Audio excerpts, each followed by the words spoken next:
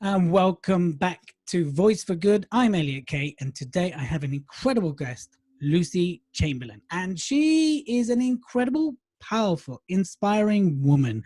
And if you want to hear more about her or know more about her, well, you can read the bio like everyone else. However, we're going to get straight into it here with Lucy.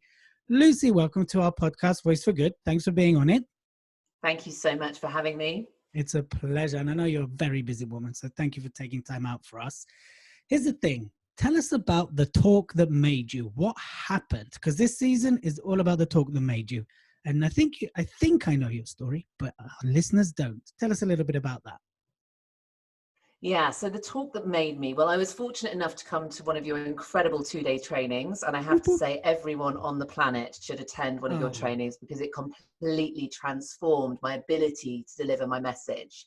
And the talk that made me was I had an opportunity to go and talk on a fairly big stage at a big PA conference, a conference for personal assistants. Mm-hmm. And it was only when I arrived there that I realized it was actually to 450 people, wow. Which when I hadn't really spoken on a stage of that size before, it felt hugely daunting. But because I knew my purpose, I knew what experience I wanted the audience to have, which is very much part of your training. I had this really transformative experience during that talk. And I know it's going to sound, I don't know, it's going to sound a bit extreme, but it genuinely felt like this incredible out-of-body experience. Wow. I knew the audience were responding. I could feel it. I could feel their energy. And it was called You the Game Changer. Now, game changer is a horribly overused term now. So this was about 3 years ago. Oh, well, was I? I don't know. But I think I probably pinched the title from something else. But it was all about finding your power and purpose and your passion. Again, probably quite overused terms now, but in a role of a community that's often rather othered by a business. So they're usually in positions of service. They're often not very well supported in terms of training and development. It's getting better. Yeah. But that was the talk that made me, because from there I secured talks with Lloyd's, Sony, Siemens, Barclays, and all from people that had been in that audience. And so as a talk that changed everything for me, 110%, that was the talk. And it's still my anchor now. You know, I don't know if you use anchors, but my anchor now when I get nervous is still the vision of that moment when I finish delivering that talk. Amazing. So tell us about that moment, because actually in my new book, Speak, Influence, Sell, I talk about the moment, like when you know you've arrived as a speaker. And that's exactly what you're describing. Tell us about that moment.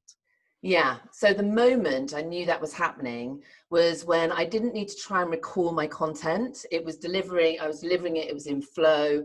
It didn't matter that it wasn't all verbatim what I planned. And as I was doing that, I was getting nods, claps, shout outs, that response, that energy that was coming back. And then as I finished it, I could just feel that tingle through my feet, through to the top of my head. And I knew I'd done something special. I felt it. And I had a standing ovation. I just knew it had really hit a vulnerable but needed spot with everybody that I delivered it to. Wow. You see, I knew it went well, but this is the first time I'm hearing how well it went. So it makes was amazing. Very happy here. Well done. And here's the thing. I just want to, if I may, explore that vulnerability aspect, because I know a lot of times speakers, aspiring speakers, even established speakers have a bit of a barrier around being vulnerable or not being vulnerable. And, you know, you're a very highly successful businesswoman, entrepreneur, you know, you've got a bit of a status, you know, and I know you've built your business up from grounds up, right? Mm-hmm. Tell us about being vulnerable on stage, because a lot of people are like, oh, I can't do that. I can't be vulnerable. Oh my God, no, right? But tell us about your experience of being vulnerable on stage and why you feel it added to the experience. Yes. So I think I've evolved a lot in terms of being able to deliver my raw self on stage. And I think that came from, first of all, not needing to have a mask. Uh-huh. And when I first started speaking, I sounded like a BBC presenter. You know, everything was very, formulaic. I was very, very professional, very serious. And I think the first big thing I learned, which again was something actually yourself and Anik helped me with a lot, You were Pony then, Speaker Oh Express now, yes, but it was a long time ago now. yeah. But it was that absolute ability to be comfortable with myself and being open to being liked or disliked. You know, it didn't matter as long as what I was delivering was an experience for the audience. And so I started with that. I think I've had my own journey with all sorts of barriers, personal, mainly mental health barriers. And Mm-hmm. I think when I initially thought about getting more authentic, being more raw, being more vulnerable, I thought it meant having to share all of my story. But of course, actually, people in the audience don't want to sit there and listen to someone else's biography. They need something that's going to be of service to them. But what I'm comfortable with now is, if it's relevant, I'm really comfortable to share some of the struggles that I've had and how I've overcome them, or take the mickey out of myself, whatever it might be. But I do know I can absolutely stand up now and be my authentic, geeky, slightly quirky self without having to hide those parts of myself, which I spent most of my 20s and 30s doing, you know, that thing about trying to fit in, which so many of us know so well. And I don't feel that need anymore to do Right. that. And that's allowed me to be vulnerable. Wow. And you're in quite a cutthroat industry, right? You're in an industry, you're in recruitment, right? Which can be and is, you and I know both know, 100%, yeah. is cutthroat. So do you feel in any way being vulnerable? And I think the reason I'm asking this is because a lot of people fear being vulnerable because competitors might take advantage. So do you feel in any way that's the case? Or on the contrary, do you feel it just gives you more strength to go, so do you, competitors? This is me. I'm real. This is what people like. Well, it's been again, that's been something else that's transformed for me. So in my 20s and in my 30s, less so my late 30s, but in my early 30s, I thought I needed to be very much in the masculine, very aggressive, fairly aggressive, stand my ground. I was also, you know, I worked for fairly dominating male bosses in my past, and the way that I survived that was to meet them where they were at. Right. And and that worked very, very well for me. That seemed to bring with it a level of respect. So I repeated that behavior for a long time until I transitioned, set up my own business, and knew that was not a foundation I wanted. And it's part of the reason why I left my last business, was I didn't feel that value system was congruent with who I was. So for me, in terms of that vulnerability, I think the first time I admitted,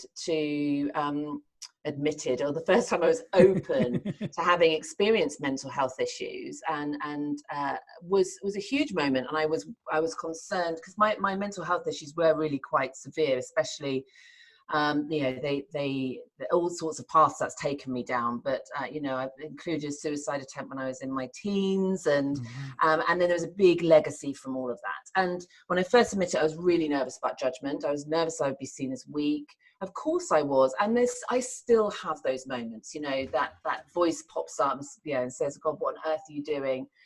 But I think I have a responsibility to those that are coming up behind me and to my daughter, to let them know that all these things can be worked through, and you can still achieve great things, whatever that means for you, but in a way that's where you're not trying to escape yourself. And certainly that's where all of those issues came for me. So the long answer is yes. That's a long answer to a short question.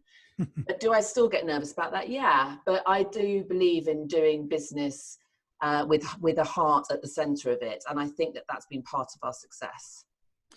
And I can certainly feel that, having spent time with you and having got to know you a little bit over the last few years, because for a while you knew Anik, and now we've worked together a couple of times.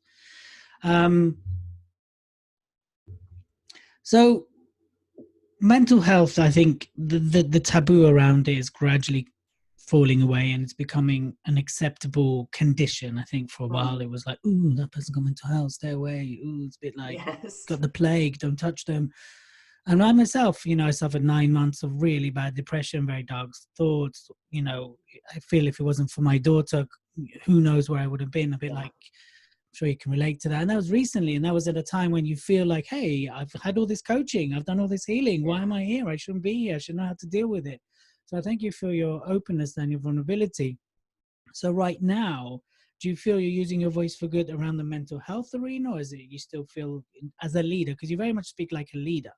So as a leader, is it an all-encompassing helping with mental health, helping people climb up the ladder, or are you more segmented than? I mean, very, very specifically over the last 4 months, I have been speaking on a daily basis and also providing afternoon free workshops for anyone that's found themselves unemployed due to COVID. Wow. So where I'm using my voice for good at the moment is specifically supporting those that have found themselves out of work. And so running these free workshops, which are afternoon workshops, has been an incredible honor and opportunity for me to use all of my 22 years of experience in supporting those finding work. But more importantly, we look a lot in that afternoon session at mindset and how to support their mental health, because obviously there is a big legacy with losing your job that isn't just around finances and stability. It's actually a lot around self-worth and a long-term impact on mental health is often part of redundancy. And so that's been a lot of my work and a lot of where I've been using my voice for good. We had over 1,200 people attend the last workshop. So, I mean, I did when I finished it, I got off and had a bloody good cry, because it was just, it's unbelievable to have that sort of level of opportunity, and it felt pretty incredible. And I guess having that openness and the willingness, the people that you are working with to help and have your guidance must be very, very moving. Yeah, and the feedback was incredible, and I'm running another one next Friday. So yeah, and I'm going to run them consistently until the end of the crisis, just because it's work that's really needed right now. Which crisis? There's so many to choose from. I think you're talking Well, about the whenever you're COVID crisis. this one happens to be one of the 9 pandemics we've experienced in the last 1,000 years. So yes, that one. Well, I think there'll be a crisis, then another like it will just kind of, hopefully not. I'm not pessimistic, but I think observing, I think there's so many. But it's really great what you're doing, and it's so nice that you're kind of giving people that helping hand that otherwise might not be available. So I think that's incredible. So thank you for your service to people generally. So people, let's go a little bit to, so if people are thinking about using speaking and using their voice for good, what would be your advice to them? What would you say to the listeners out there going, oh, I'm not sure, I've had problems, who am I to speak? What would you say to those people? I think your mission, or your mission has to be greater than your fear. And I think if you have anything to share, so what a lot of the work I do with the people that I'm supporting is encourage them to share any tool, any knowledge that they may have that may be supportive to another. So that's specifically within the community I tend to work with. But with speaking, it's imperative, I think, right now that we use our voice for good. In this, we are bombarded with fear-based, conspiracy-based, negative. We live in the most bizarre world where the truth is disposable, and it's all about speed over substance. And so basically, I think right now is the time to find your voice, and then look to people that are doing what you'd like to do and reach out to them and say, I have something I'd like to share. How did you do it? What did you use? Reach out to obviously people like yourself, Elliot, who really know how to take somebody that is, I was like so many of the people that started in your group and that have attended your workshops. I was petrified, as the fear of judgment is that you have to shed in order to speak is huge. But it is the most, if you ever want to evolve as a human, I think speaking is the thing that will give you that opportunity more than anything else, because you have to peel off your own layers. And even if you just impact one person, I know that's a bit of an old adage, but it's true, isn't it? If you just impact one person positively, then that's that courage that you've taken to make that move is worth it. So I would say reach out for advice, get some training, connect with people that are doing what you would like to do, and know unequivocally that it will assist you, like it will have this ripple effect in your life into areas that you couldn't even imagine. Absolutely, well said. Normally, I kind of have a catch you out, kind of like devil's advocate section, but I don't think this podcast, particular episode, warrants that. I think what you've said has been so beautifully articulated that I just feel I'd be doing it for the sake of doing it. So I think I'm going to skip the whole being, hey, let me play devil's advocate for a moment, because I think you're saying some brilliant stuff there. And, for the other, if you listen to my other episodes, you'll know what I mean. If you haven't, and this is the first time, you'll find out. We don't need it for this episode. Okay. So, Lucy, more than anything, where can people connect with you? Where can they hear about you? What can they do to get a piece of Lucy? Yeah, so you can find me in either of my two businesses. So you can have a look at cncsearch.co.uk or cncacademy.co.uk. If you want some advice on how I got to start speaking in big corporate settings, then you are very welcome to reach out to me. It's lucy@c&csearch.co.uk. Brilliant. And I believe you have a gift, an offer for the people listening. Do you want to? I do, yes. So we run so the last couple of years, I've been doing all sorts of other training, development, qualifications, and we've got an amazing discount. And guess what, Elliot? I cannot remember what it is. I think it's 30%. I can't remember. There'll be a discount code. Just again, read the bio. Yes. So 30% off all of we've got award-winning CPD accredited courses, coaching club. It's been unbelievably successful. And as you say, you can read all about the discount in the bio, but it's a good one.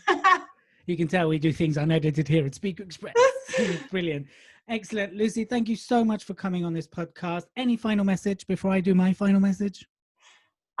Just grab hold of your kahunas, ladies and gents, and find your voice, because it's much needed.